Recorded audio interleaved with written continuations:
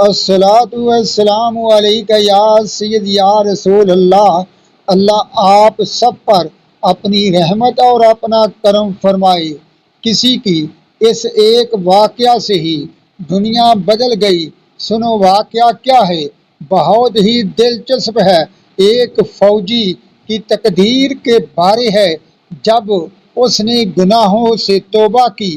اور توبہ کس طرح کی، سنو۔ چاندنی چھڑکی ہوئی تھی، موسم بہار بہت ہی خوشگوار تھا۔ چند بزرگ ایلا کے ساحل سے گزر رہے تھے۔ آبادی کے کنارے ایک فوجی کا مکان تھا۔ فوجی نشاط و طرب میں کھویا ہوا تھا۔ اس کی مغنیہ کنیز خوش آوازی سے عشق کے اشعار بربط کے سروں سے ملا کر گا رہی تھی، جن کا مفہوم مطلب یہ ہے: خدا کی راہ میں میری جانب سے محبت کا ایک تحفہ تیرے لیے ہے، مگر روزانہ تیرا معاملہ بدلتا ہے، جبکہ بہتر کچھ اور ہے۔ عشق کے اشعار وہ کنیز پڑھ رہی تھی اور یہ مفہوم تھا تو مکان کے باہر دیواروں کے سائے تلے ایک کمبل پوش فقیر لیٹا ہوا تھا۔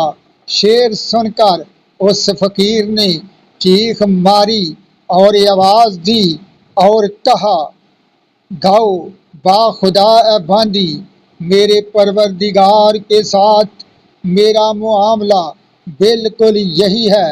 باندی انہی دو شعروں کو متواتر دہراتی جا رہی تھی، یہاں تک کہ فقیر پر حال طاری ہو گیا۔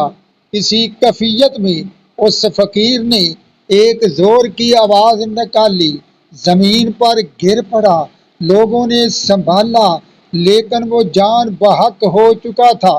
گزرگاہ سے جاتے ہوئے وہ بزرگ وہیں رک گئے۔ فوجی نے فقیر کی لاش اپنے مکان میں اٹھوا لی، اپنے گھر کے تمام سامان کو توڑ توڑ کر باہر پھینکنے لگا۔ رات زیادہ ہو گئی تھی۔ شہر ایلا میں داخل ہو کر ان بزرگوں نے قیام کیا اور لوگوں کو اس واقعہ کی خبر دی۔ گرامی قدر حضرات، سنو، عاشق کا جنازہ ہے، ذرا دھوم سے نکلے۔ صبح کے وقت مسافر بزرگوں نے فوجی کے مکان کی جانب رخ کیا۔ وہاں کیا دیکھتے ہیں، ہر طرف سے جوق در جوق لوگ جنازے میں شریک ہونے کے لیے چلے آ رہے ہیں۔ جیسے کسی نے نہایت اہتمام سے اعلان کرایا ہو۔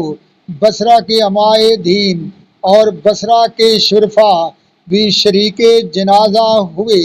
قاضی شہر نے نماز پڑھائی۔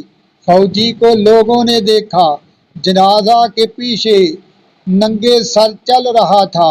نماز جنازہ اور تجہیز و تکفین کے بعد فوجی نے سب لوگوں کو گواہ بنا کر کہا: آج سے میں اپنی سب نوکرانیوں، باندیوں اور غلاموں کو اللہ کی راہ میں آزاد کر رہا ہوں، اور تمام مال اور اسباب، زمین اور جائیداد اور 4000 دینار خیرات کر ڈالے۔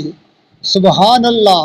اس کی یہ حالت دیکھ کر لوگ زارو قطار روتے تھے۔ بس ایک تہ بند، ایک چادر جسم پر ڈالے اس فوجی نے فقر کی راہ اختیار کی۔ گرامی قدر حضرات، بنی اسرائیل کے میدان طیہ میں ایک بزرگ نے ایسے بندہ حق کو مصروف ریاضت پایا جس کا جسم نہایت کمزور اور لاغر ہو گیا تھا۔ تو انہوں نے دریافت کیا، کس شے نے تجھے اتنی سخت آزمائش پر آمادہ کیا؟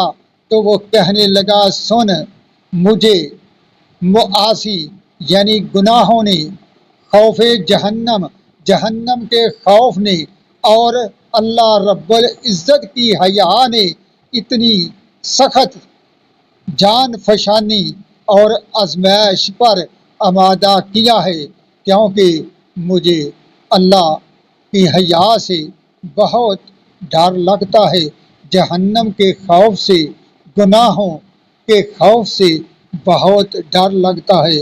اللہ ہم سب پر ایسی ہی رحمت فرمائے اور ہمیں اچھا بننے کی توفیق عطا فرمائے، آمین۔ وما علینا الا البلاغ المبین، وصلی اللہ تعالی علی رسول خیر خلقہ سیدنا محمد و آلہ و صحابہ اجمعین برحمتک یا ارحم الراحمین۔